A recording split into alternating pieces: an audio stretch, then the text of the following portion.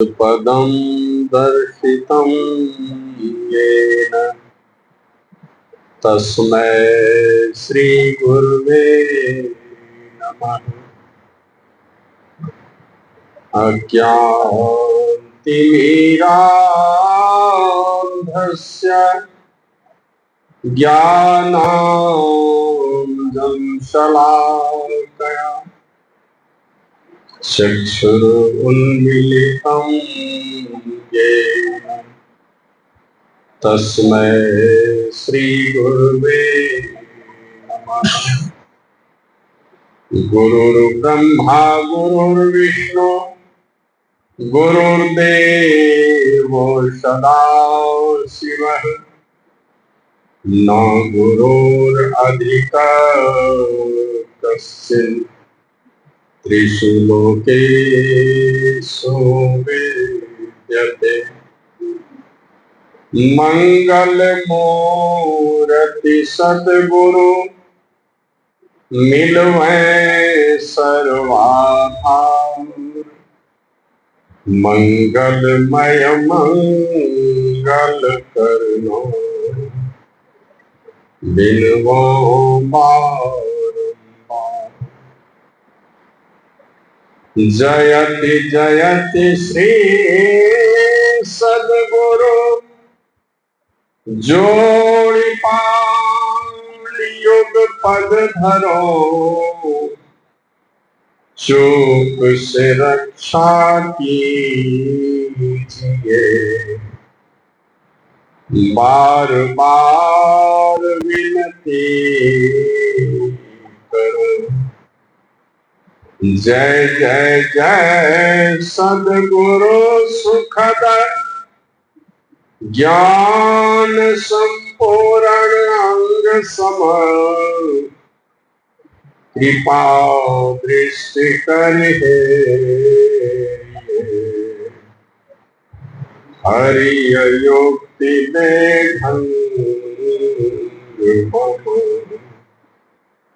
श्री सद्गुरु महाराज की जय।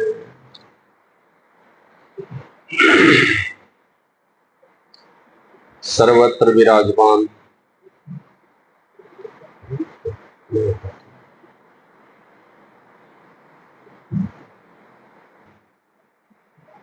परमात्म स्वरूप विश्व वंदनीय 20वीं सदी के महान संत प्रातः स्मरणीय अनंत श्री विभूषित परम पूज्यपाद आराध्य देव मोक्षदाता सद्गुरु महर्षि नेही परमहंस जी महाराज के त्रैलोक पावन युगल चरण कमलों में मैं अनंत अनंत बार नमन निवेदित करता हूँ। अव्यक्त रूप में पधारे हुए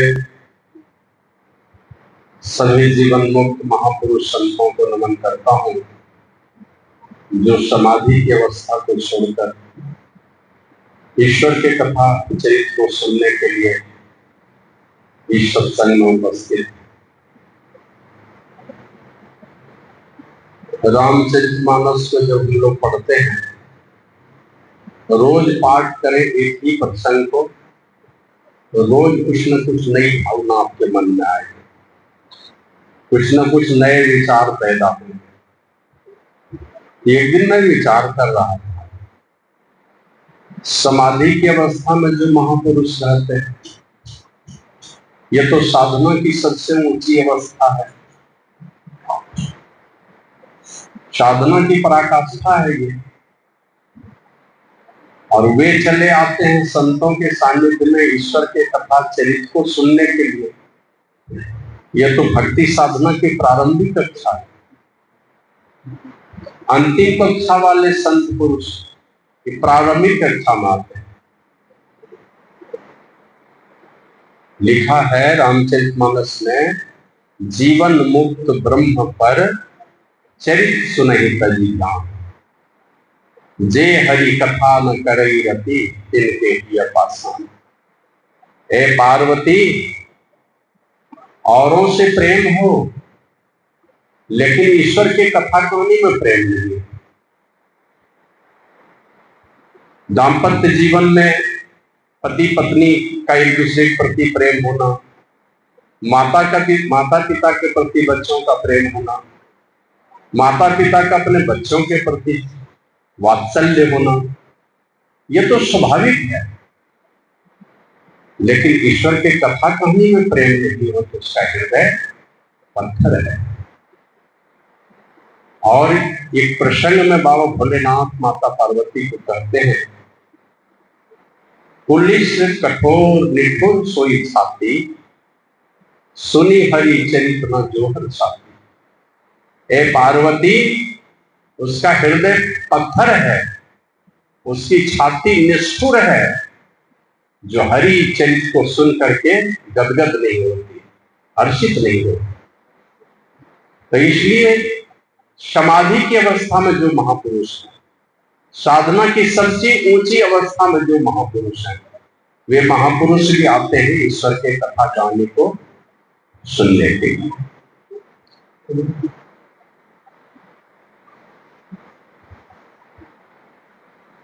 सत्संग में उपस्थित हैं उन सभी संत महापुरुषों को नमन करता हूँ। अव्यक्त रूप में पधारे हुए सभी देवी देवताओं को नमन करता हूँ, जो संतों के कृपा की आस लिए हुए उनकी दया दृष्टि उन देवी देवताओं को थोड़े इस भावना से जो देवी देवता इस सत्संग में उपस्थित है उनको नमन करता हूँ। और YouTube के माध्यम से अगर मेरे प्रवचन को सुनते हुए तो शायद कई प्रवचन में आपने सुना होगा कि जब खानदान में कोई भक्त इस प्रकार का पैदा हो जाता है, साधु संतों के प्रति जिनकी आसक्ति हो जाती है, पांचों पापों से बचने वाले महापुरुष जब किसी घर में आते हैं किसी भक्त की प्रेरणा से, चाहे वो पुत्र हो कि पुत्री हो, ऐसा कोई खानदान में एक भी आ गया और कोई उनके बुलावे पर कोई साधु संत आ गए तो उनके सारे पूर्वजों को भी यमराज मुक्त करते हैं। ऐसा गरुड़ पुराण में चलता है। आपके खानदान के जो भी पूर्वज हैं पितर योनि में पड़े हुए, उन पूर्वजों को भी यमराज मुक्त करते हैं, वे भी आते हैं। तो जो भी इस खानदान के पूर्वज, माता पिता, दादा दादी, नाना नानी, जो कोई भी है पूर्वज, वे भी आए होंगे। मैं उन सभी पितरों को, सभी पूर्वजों को नमन करता हूँ।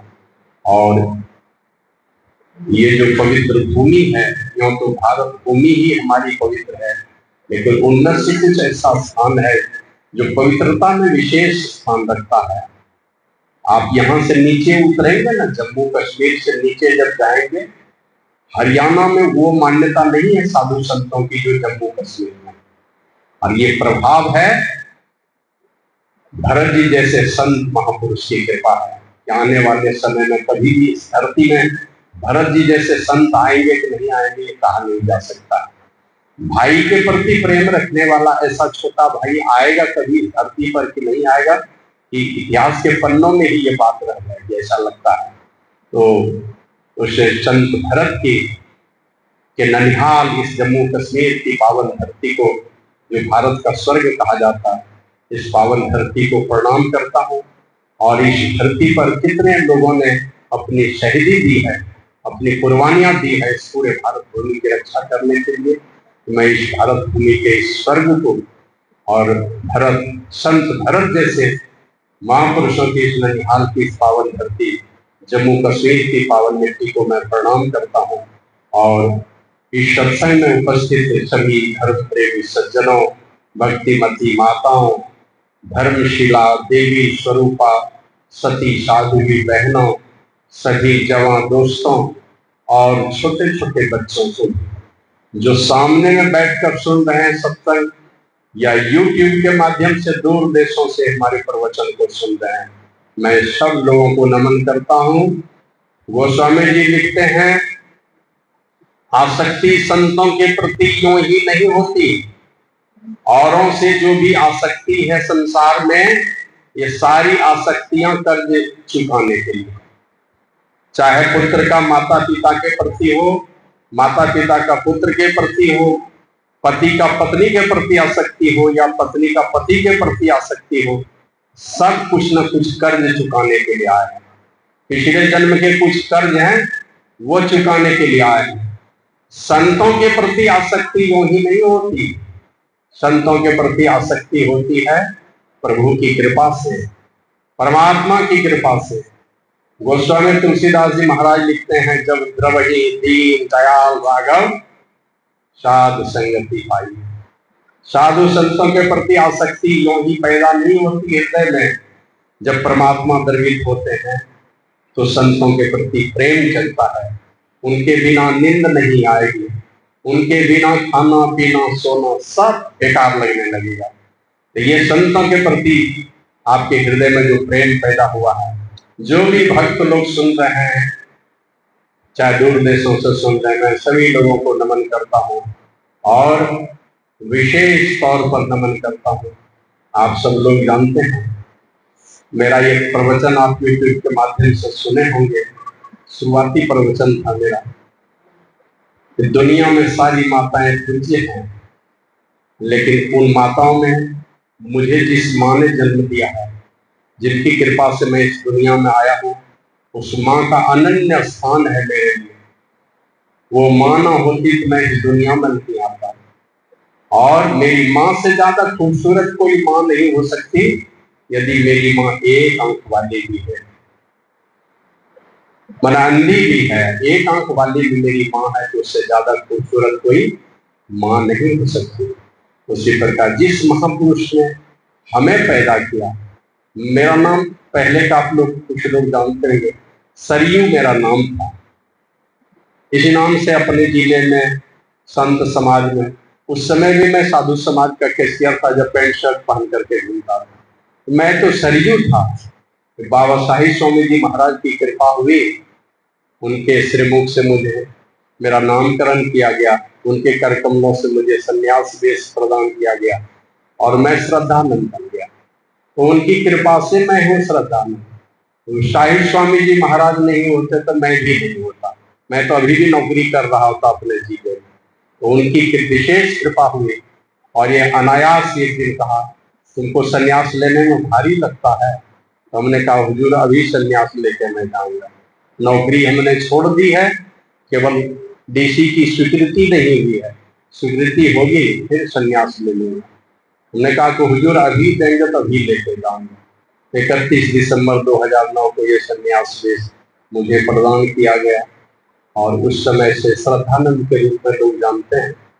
और यूट्यूब के माध्यम से मैं तो कुछ करता भी नहीं था, ये मेरा छोटा भाई है पीयूष, ये इसको लगा कि मेरा प्रवचन भी लोग दूर तक जाए। दूर दूर प्रवचन करने तो नहीं जा सकते, लेकिन दूर तक इनका प्रवचन जाए, तो यूट्यूब के माध्यम से इन्होंने मेरे प्रवचन को एडिट करके डालना शुरू किया और अब तो लाखों लोग जुड़े हैं। तो बाबा साहिब स्वामी जी महाराज की बहुत बहुत कृपा है। हृदय की गहराई से उस महापुरुष को मैं नमन करता हूँ और सब लोगों से निवेदन करता हूँ तो उच्च स्वर में आप गुरु महाराज की जय घोष करने की कृपा करें। श्री सद्गुरु महाराज की जय। एक भजन मैं सुनाता हूँ और भजन के बाद जो अभी हम लोगों ने पाठ के क्रम में सुना, इस विषय पर मैं चर्चा करूंगा आप लोगों के पास। पहले एक छोटा सा भजन सुने।